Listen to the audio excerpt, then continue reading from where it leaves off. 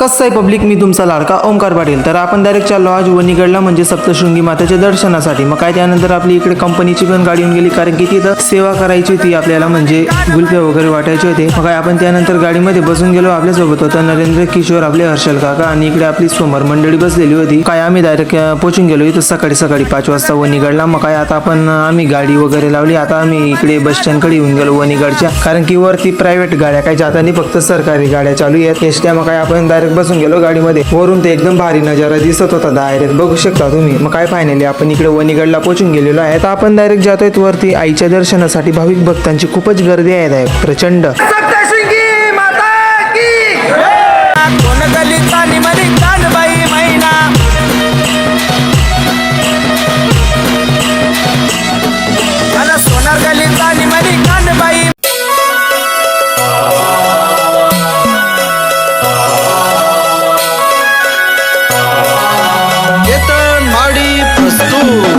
तर कसं आहे पब्लिक, मी तुमचा लाडका ओमकार पाटील. तर तुम्हाला तर माहिती असेल मित्रांनो की आपण आता सध्या कुठे आलेलो आहे, आईच्या दर्शनासाठी, म्हणजे वणीगडला आलेलो आहेत. मग काय त्यानंतर आपलं दर्शन वगैरे झालं. आता आपण इकडे येऊन गेलो थोडं फोटो वगैरे काढायला.